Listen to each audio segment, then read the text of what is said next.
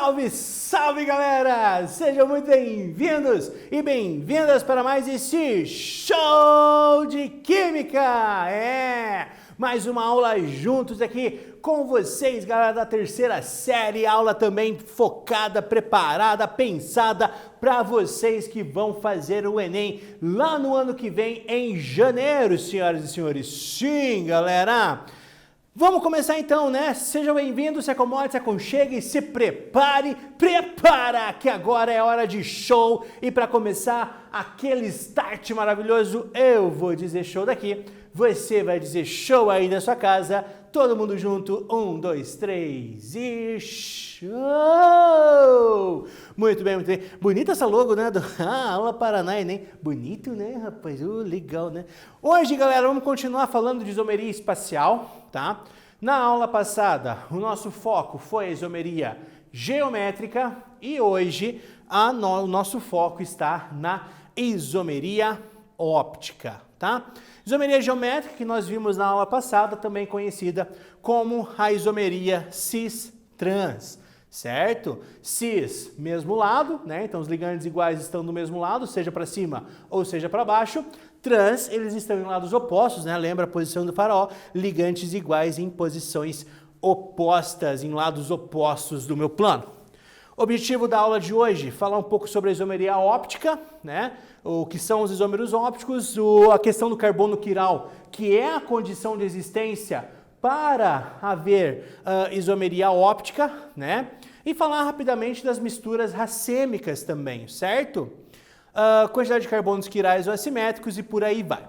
A isomeria óptica é um caso particular, então, da isomeria espacial, aonde isso ocorre em moléculas quirais. Tá? Esse termo quiral se refere então à falta de simetria, eles não se sobrepõem, certo? É mais ou menos assim, pega a tua mão, pega a tua outra mão, você consegue sobrepor? Não, né? Porque uma mão é a imagem do espelho da sua outra mão. É mais ou menos assim que vai acontecer no caso então da isomeria óptica, um composto é a imagem especular do outro composto. Tá? Para que isso exista, né, tem que ter então o meu carbono assimétrico, o meu carbono quiral, ok? E a isomeria geométrica também, ele está ligado, ele está conectado, ele se refere também à questão de desvio de luz, quando essa luz ela é então polarizada. Tá? Eu vou fazer um exemplo bem tosco aqui, não é para ficar rindo da minha cara, por favor, bem tosco ali no quadro, certo? E aí vocês vão entender mais ou menos o que está acontecendo. Digamos aqui, vem a produção, que eu tenho um aquário, tá? Eu tenho aqui um aquário, coloquei água no meu aquário, certo? E vou emitir um feixe de luz polarizado, certo?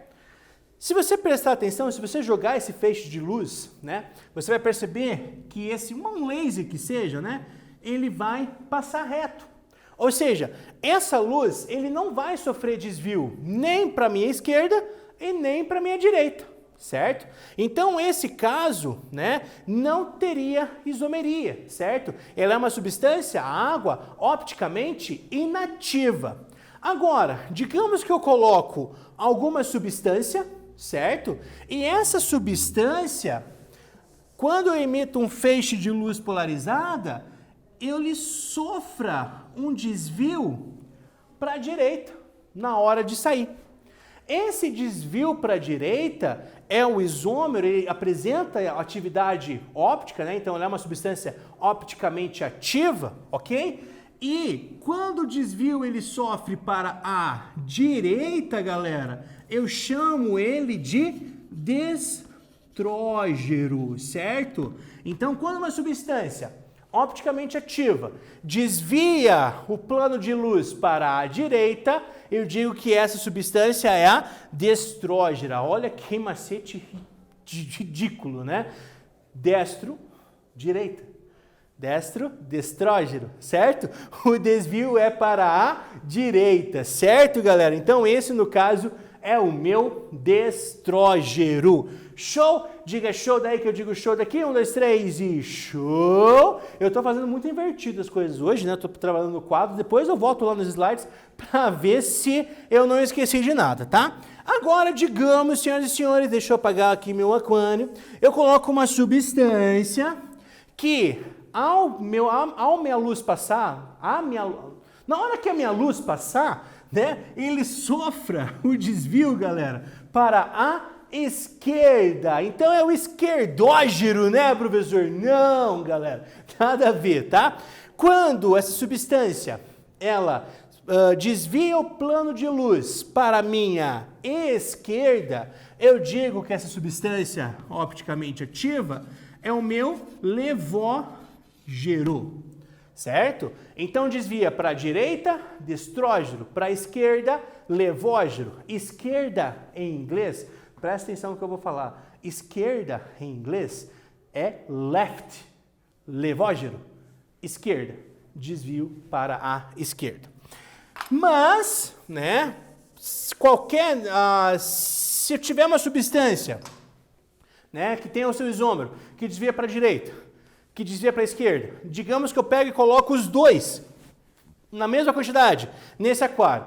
Então eu coloco o mesmo isômero que desvia para a direita e o mesmo isômero que desvia para a esquerda a luz, né? Na mesma quantidade.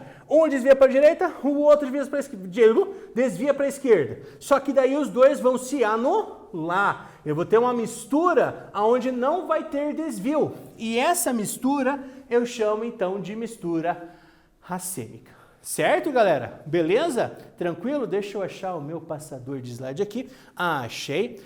O termo quiral, então, significa que não é a imagem especular, tá? A expressão quiral, né, ela vem do grego, que significa mão, justamente para exemplificar essa questão no meu plano de assimetria das mãos, tá? E para ocorrer, então, a quiralidade, né, eu preciso ter a existência de um carbono quiral. Carbono quiral, também recebe o nome de assimétrico, é aquele carbono que tem os seus 4 ligantes diferentes. Então, os 4 lados desse carbono vai ser diferente. Vamos lá de novo para explicar para vocês? Eu tô só pegando o Márcio, porque o Márcio ele arruma a câmera, galera, para eu poder falar na câmera. E aí quando ele arruma a câmera para mim, eu lembro, não, eu vou pro quadro de novo. E aí ele volta desesperado, preciso arrumar pro quadro. Mas esse tempo que eu tô falando, já deu tempo para ele conseguir ajustar a câmera, né? Então tamo junto, Márcio. Vamos lá, galera, olha só. Vou apagar aqui.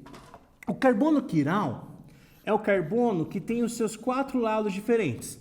Vou chamar de radical 1, radical 2, radical 3 e radical 4. Tem um exemplo, professor? Sim, eu tenho um exemplo. Aqui, no lugar do radical 1, eu vou colocar uma carboxila, COOH. No lugar do meu radical 2, eu vou colocar uma hidroxila, que é o meu OH. No lado esquerdo, no lugar do meu R3, eu vou colocar um metil. E no lugar do meu radical 4, eu vou colocar um hidrogênio. Senhoras e senhores, percebam, os 4 lados, o lado direito, o lado de cima, o lado esquerdo e o lado de baixo, são diferentes. Professor. Mas o lado direito está ligado a um carbono e o lado esquerdo também está ligado ao carbono. Ô, criatura, eu não olho só o primeiro ligante, eu olho tudo. Então, tudo que tem aqui para o meu lado direito é diferente do que tem para cima, que é diferente do que tem para a esquerda, que é diferente do que tem para baixo. Isso, senhoras e senhores, é um carbono assimétrico. Isso, senhoras e senhores, é um carbono quiral. E a gente representa ela com um asterisco. Beleza, pessoal? Tranquilo? Então, esse carbono é um carbono quiral, é um carbono assimétrico, então ele admite isomeria óptica. Tá bom? Professor, como é que seria o isômero óptico? nada mais, nada menos que a imagem diante do espelho. Professor, você pode fazer? Ah, eu posso fazer, mas eu vou ter que apagar, porque eu vou ter que escrever de novo, aí eu vou ter que escrever menor, aí vocês, olha, o que eu não faço sorrindo para vocês quando vocês pedem chorando, né? Meu Deus do céu, senhoras e senhores. Vamos lá então. Produção, dá para ver aqui? Tá de boa a produção? Beleza, então. Eu pergunto uma coisa para a produção e a produção vem me acelerar com o tempo. Vocês não têm ideia, né, do que acontece por trás das câmeras aqui, galera. Sério, é um negócio impressionante. Aqui o meu espelho e é só colocar a imagem invertida, galera. É tipo aquela série, né, do mundo invertido. Qual que é o nome mesmo? Stranger Things, professor. Essa mesmo, galera. É um mundo invertido. Então aqui eu tenho um isômero, que é o isômero que vai desviar a luz para a direita, o outro que vai desviar a luz para a esquerda. Então se eu tenho lá a minha luz polarizada, digamos que esse aqui desvia o plano de luz para a direita, ele vai ser o meu ácido. Posso usar o símbolo positivo, né? E esse ácido é um ácido lático, tá? Então, ácido positivo lático ou ácido destrógeno lático. Se o desvio acontecer para a esquerda, ele vai ser o meu ácido negativo láctico, tá? Então, desvio para a direita, destrógeno, né? Pode ser ácido destrógeno láctico. Desvio para a esquerda, ácido levógeno láctico. Ou, quando eu desvio para a esquerda, eu uso o símbolo negativo. Quando eu desvio para a direita, eu uso o símbolo positivo. Perceba, existe um carbono quiral aqui, senhoras e senhores. Sim, um carbono quiral me originou, então, dois isômeros opticamente ativos. E existe uma fórmula. Tira o print aqui.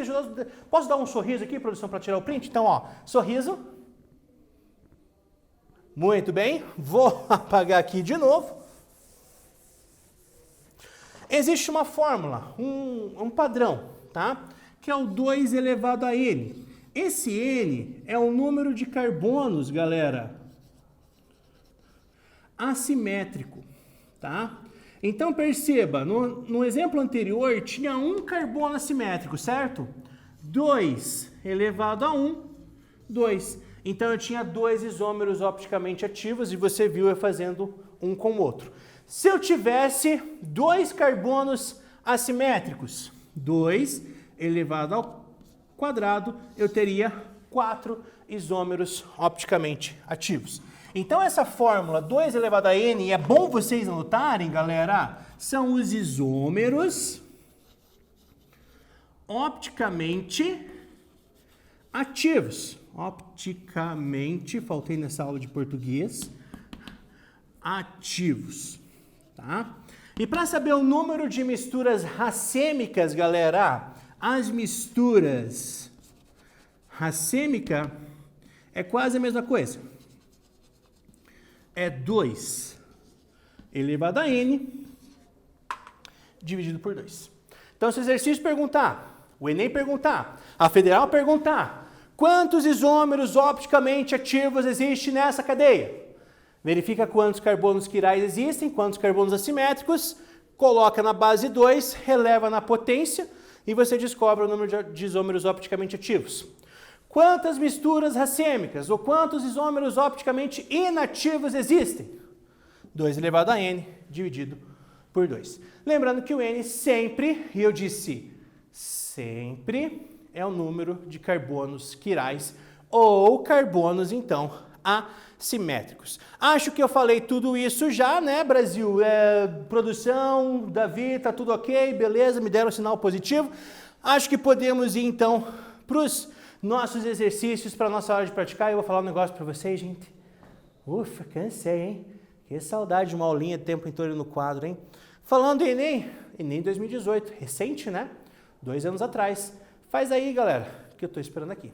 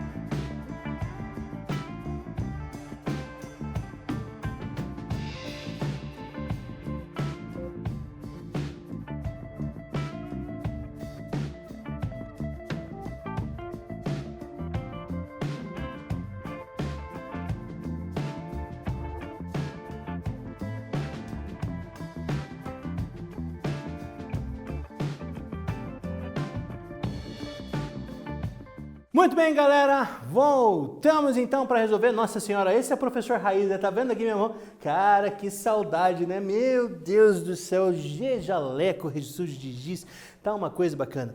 Entre essas moléculas apresentadas, qual é a ocorrência de isomeria que acontece, pessoal? Se você lembrar, né, já dei spoiler, essa molécula é a mesma que eu desenhei no quadro agora há pouco, né?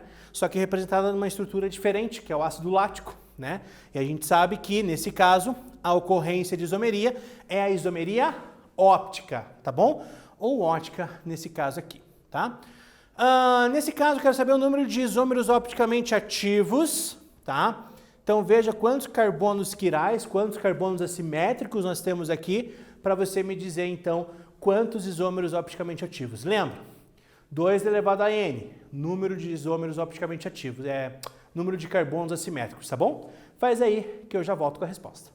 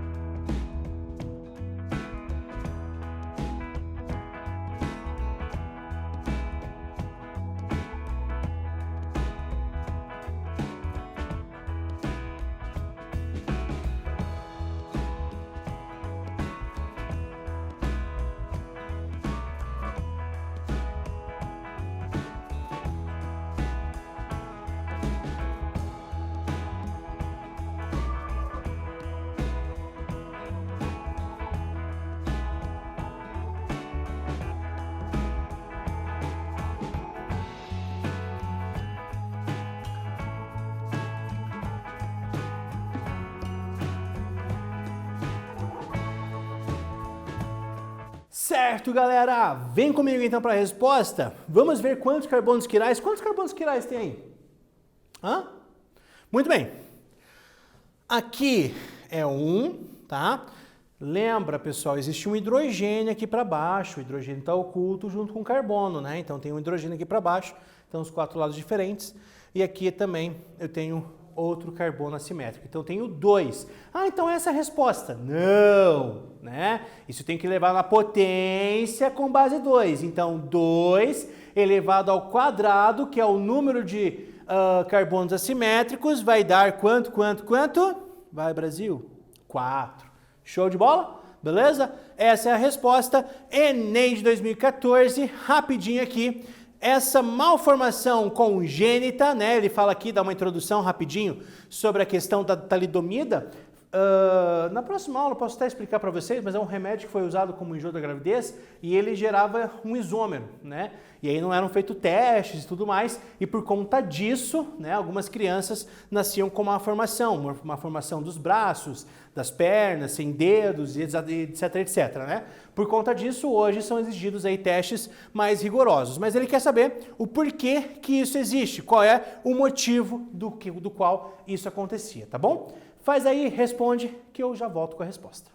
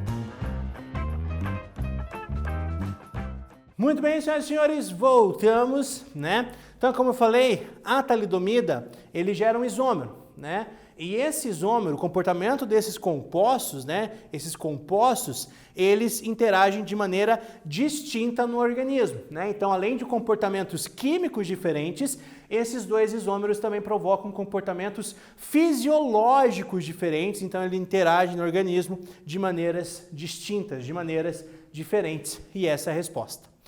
Próximo e último exercício, prometo que eu não falo mais sobre isso hoje, porque na próxima aula vai ter mais um exercício do Enem, então veja, galera, veja, pessoal, veja, não vou ficar fazendo isso com os atores, senão vai me bater depois. Veja, galera, o quanto isomeria é sim cobrado no vestibular e é cobrado no Enem. Então, ó, coloque um asterisco nessa aula e escreva bem grande assim, em caixa alta, Enem, porque o Enem gosta de isomeria, principalmente isomeria espacial, tá bom? Faz esse exercício que eu já volto com a resposta.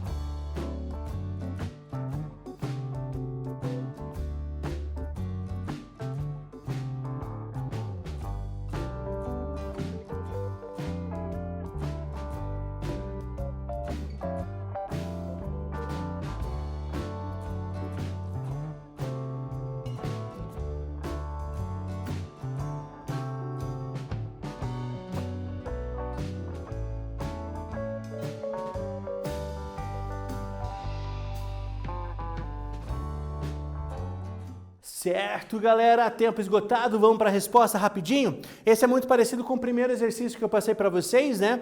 Aqui tem um carbono assimétrico, 4 ligantes diferentes, e aqui também. Então, 2 carbonos assimétricos, 2 elevado ao quadrado, 4 isômeros opticamente ativos. Beleza? Tranquilo? Lembrando que hoje, né, fizemos uma breve retomada, só falei rapidinho sobre a isomeria geométrica e trabalhamos também a parte de isomeria óptica. E vamos aos agradecimentos aqui, senhoras e senhores. Um abraço para quem? Para quem eu mandar, perdi aqui o negócio. Rafaela Valentini de Londrina. Um abraço também para quem? Para o João Leonardo de Teixeira Soares, aquele abraço. Samanta de Foz do Iguaçu também ligada no Aula Paraná. João Pedro de Umuarama, também aquele abraço, galera. Camille de Arapongas. Marcelo César de Mariópolis também, aquele abraço.